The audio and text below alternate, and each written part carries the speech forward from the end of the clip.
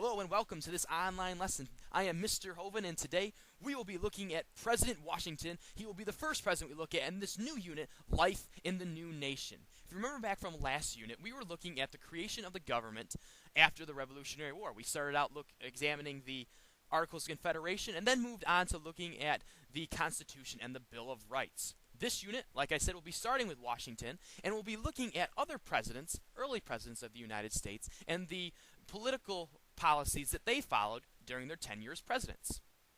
George Washington was inaugurated in New York City on April 30th, 1789 by Robert Livingston. A presidential inauguration is the ceremony in which the president officially takes the oath of office. A witness reported that the new president looked grave, almost to sadness. In Washington, no doubt, he felt a great burden. He knew that Americans were looking to him to make this new government work. As the first president, Washington was setting an example for future generations. Although the Constitution provided a framework for the new government, it did not explain how the president should govern from day to day. "There is scarcely any part of my conduct," he said, "which may not hereafter be drawn into precedent." A precedent is an act or decision that sets an example for others to follow. And Washington set many specific precedents during his time in office. He established a cabinet. He strengthened the Supreme Court. He also set the precedent for the length of terms and how long the term should be for presidents to serve. Now, the first precedent that President Washington set was to establish a cabinet. And a cabinet is a group of government officials chosen by the president who run government departments and advise him. The Constitution said little about how the executive branch should be organized, but it was clear that the president needed talented people like this to help him carry out his duties. Now, Washington set a precedent by choosing well-known leaders to serve in his cabinet, such individuals as Henry Knox as Secretary of War and Edmund Randolph as Attorney General. But two of the most influential people that he chose for his cabinet were Secretary of State Thomas Jefferson and the Secretary of Treasury Alexander Hamilton.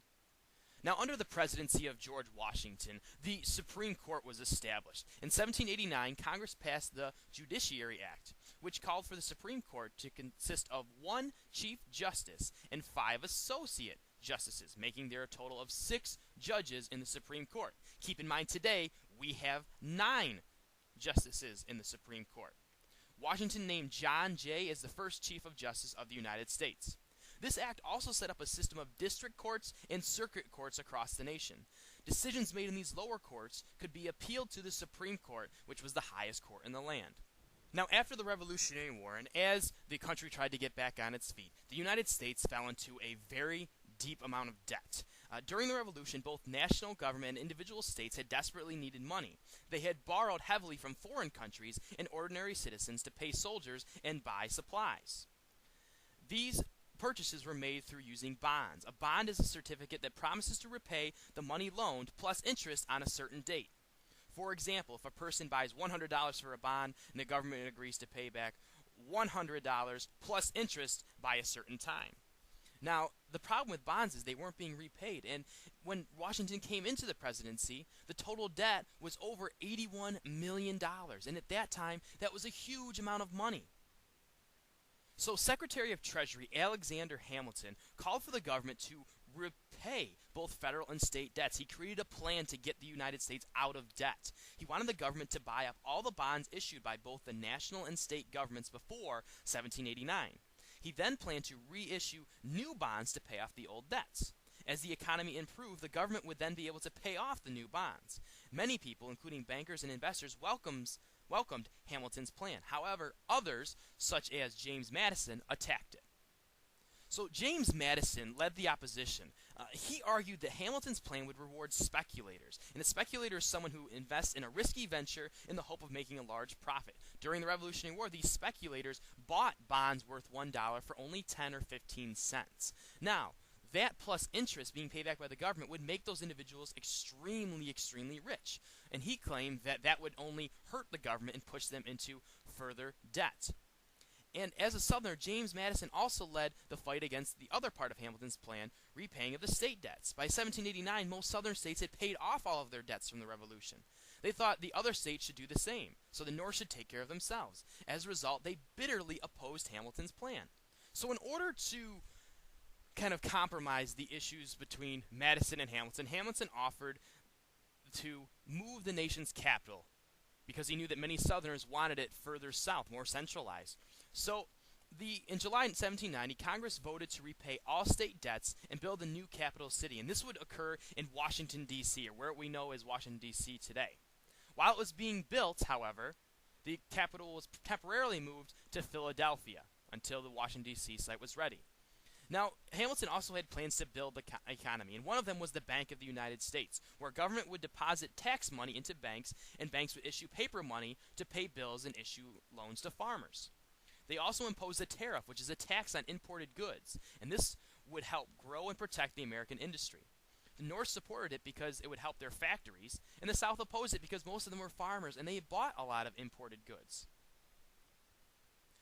Now, another precedent that Washington set occurred after the Whiskey Rebellion, and to raise money for the Treasury, Congress approved a tax on all liquor made and sold in the United States. Hamilton wanted to have this tax to raise money for the Treasury. Instead, the new tax sparked a rebellion that tested the strength of the new government. So this tax on all liquor upset backcountry farmers who used their corn to make liquor, which would transport more easily, and it would also get them more money. Washington led 15,000 militiamen to crush these rebels, who began setting tax collectors' homes on fire, tar and feathering them, and running them out of town. So after this quick skirmish, the U.S. had set a precedent that showed its strength under crisis, and it proved that the government was much stronger than the Articles of Confederation. Another precedent that Washington set was with foreign relations. During his presidency, the French Revolution started in 1789, where the French overthrew the monarchy and executed their king. They used a guillotine, cut off his head. You might have heard a little bit. Britain waged war on France to restore the monarchy and stop the revolt. Washington issued the Neutrality Proclamation of 1793, stating that the U.S. would remain out of this conflict. He was a strong believer in staying out of foreign affairs. Thomas Jefferson, however, wanted to support the French, and he was so upset that he resigned from his position as Secretary of State in the cabinet. So, as Washington's time as president came to a close, he retired in 1796, and he issued a farewell address on his last day in office. And there were some very strong main points of this farewell address. First, he encouraged the United States to stay out of foreign affairs, and this guided our diplomatic policy for many, many years after his presidency. He warned against a party system where it would put two groups of individuals against each other, and that would in turn hurt the United States people. He cautioned a powerful military. He said it's good to have one, but you don't want one so powerful. And he championed the idea of a national budget. Finally, he set the precedent for 2 4-year terms for future presidents. So every president would serve 2 terms at the most, and they would each be consisting of 4 years. That about wraps things up for today. Next time, we'll be looking at the emergence of political parties, which happened towards the end of Washington's career as president, also looking at the presidencies of John Adams and Thomas Jefferson. And we'll see you next time.